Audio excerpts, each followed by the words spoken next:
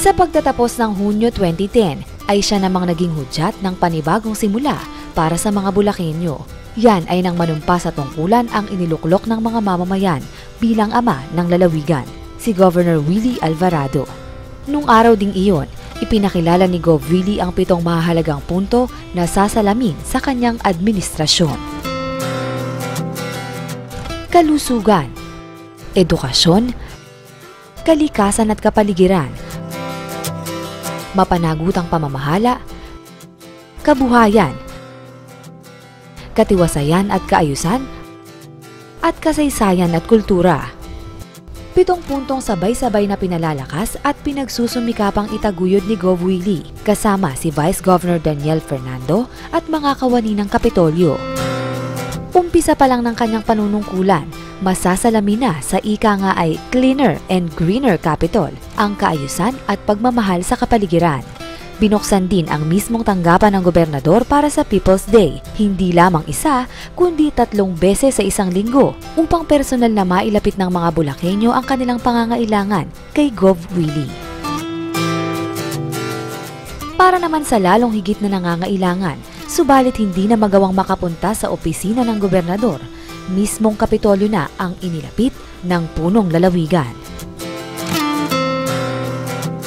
Sa pamamagitan ng Kapitolyo sa barangay, bawat sektor ng mga mamamayan tiyak na may benepisyong matatanggap, mula sa feeding program at vitamin distribution para sa mga daycare student hanggang sa libreng medical check-up para sa lahat. Kasama na dyan ang nutrition seminar para sa mga mommy, eye check-up,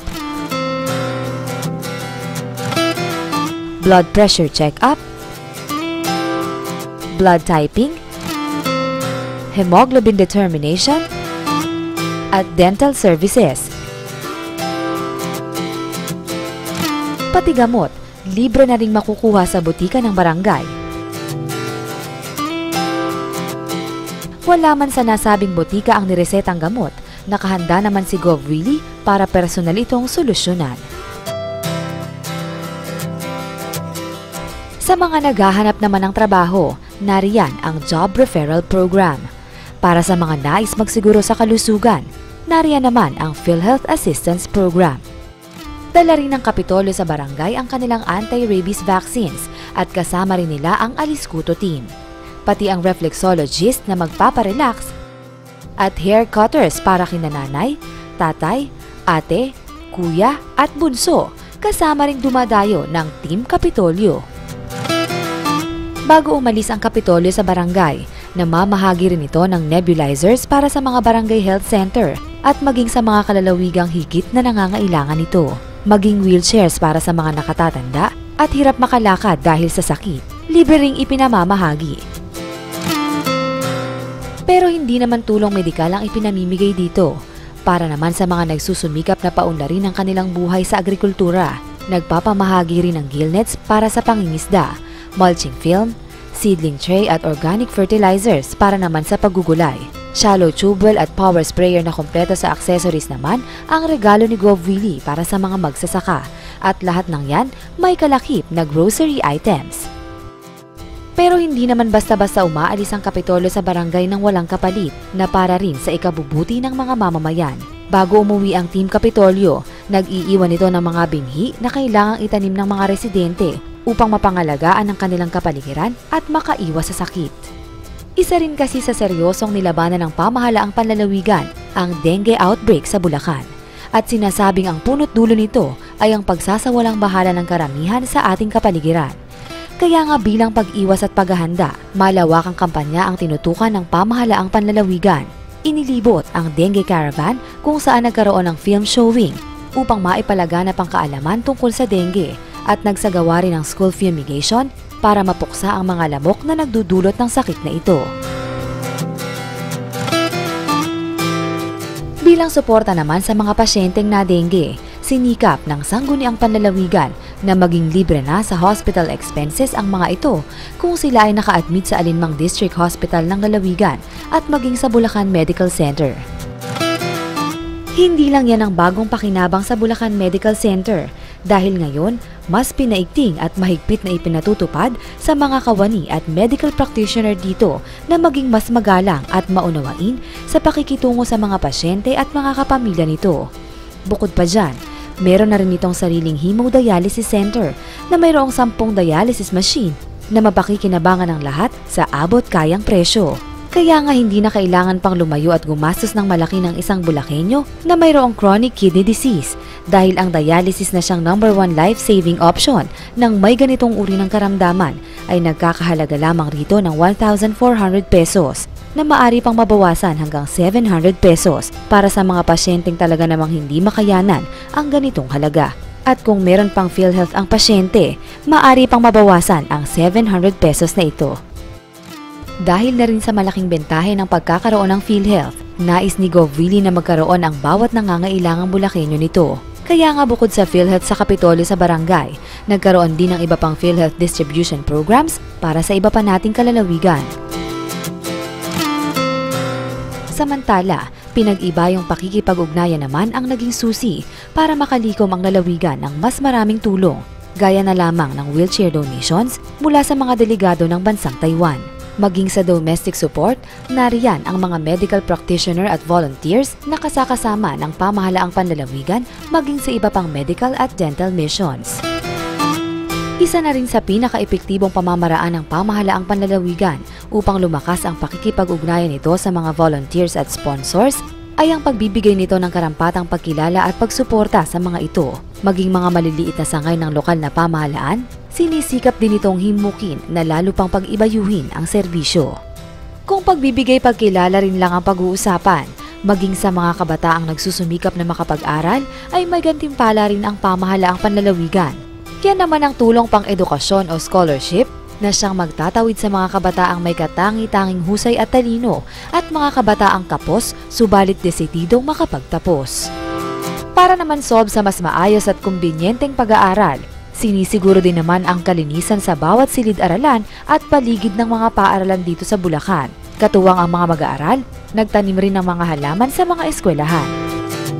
Maging sa pagtatanim sa pamayanan, namulat na rin ang mga estudyante sa pakikiisa upang mapangalagaan ang kalikasan at makaiwas sa malulubhang pinsala ng mga kalamidad. Subalit sa anumang di maiiwasang sakuna, handa rin naman ang pamahalaang panlalawigan na sagipin at tulungan ang mga nasalanta nito. Nariyan ang rescue team na Bulacan 566 na patuloy ang training para sa mga pagkakataong kakailanganin ng kanilang serbisyo. Handa rin naman ang mga relief operation ng pamahalaang panlalawigan para sa paunang suporta sa mga biktima.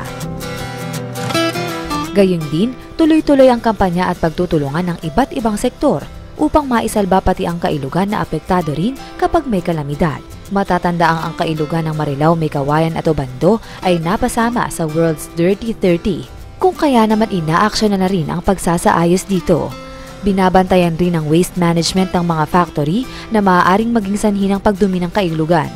Maging ang mga industriya na maaaring makaapekto sa kabundukan, bantay sarado rin. Patunay na anumang suporta ng pamahalaang panlalawigan para sa kaunlaran ng mga industriya dito sa Bulacan, hindi rin naman ito hinahayaang maisakripisyo ang kalikasan. Isa ring naaapektuhan sa tuwing may kalamidad o fenomena ay ang agrikultura na siyang pangunahing kabuhayan sa lalawigan. Kaya nga bukod sa mga equipment distribution sa Kapitolyo sa barangay, naglalaan din si Gov. Willie ng bukod na programa para maibigay ang iba pang pangangailangan ng mga magsasaka, maggugulay at mangingisda.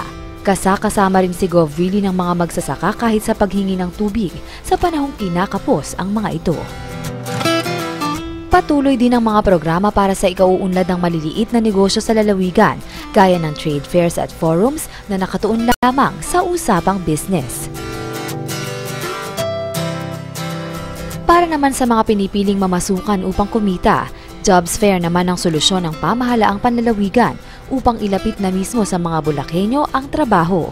Maging para sa pag-aayos ng mga dokumento at passport, mayroon ding Peso One-Stop Shop at Mobile Passport Service kung saan di na kailangan pang lumayo at gumastos ng mas malaki upang maisaayos ang mahalagang dokumentong kailangan ng mga Bulakenyo sa paghahanap buhay. Sa dami ng pinagtutuunan ng pansin ng pamahalaang panlalawigan para matugunan ang mga pangunahing pangangailangan ng mga Bulakenyo, hindi naman ito nalilimutang bigyan ng pansin ang iba't ibang pangkat ng mga mamamayan na may bukod at kani-kanya ring pangangailangan. Mayroong programang nagsusulong sa mga karapatan ng mga differently abled nating kababayan. Hindi rin nalilimutan ng pamahalaang panlalawigan na bigyan ng pansin ang mga kalalawigan nating dumagat at iba pa nating mga kababayan. Anuman ang kanilang pananampalataya, maging ang mga kawani ng Kapitolyo, sinisiguro din na nabibigyan ng pagkakataon para magkaroon ng quality time sa pamilya at bonding time kasama ang iba pang mga empleyado. Para naman sa seguridad, nagkaroon din ng pagpapalawig sa kahandaan ng ating kapulisan. Pero hindi ibig sabihin na sa patuloy na pagsulong ng kaunlaran ay kailangang maisakripisyo ang pagbibigay importansya sa ating mayamang kultura at kasaysayan. Kaya naman walang humpay pa rin ang pamahalaang panlalawigan sa paggawa ng mga programang nagpapakita at nagpapayaman sa makulay nating mga tradisyon at kultura, mga gawaing kababakasan ng mga naipaglaban na ng ating mga ninuno. Yan ang mga hakbang na naisagawa at patuloy na ginagawa at maaasahan ng mga Bulakenyo mula sa pamahalaang panlalawigan sa pangunguna ni Gov. Willie. Iba't ibang puntong pinalalakas para makamtan ng bawat mamamayan ang serbisyo publiko. Mga hakbanging guguhit ng panibagong kasaysayan na pag-iingatan ng bawat Bulakenyo.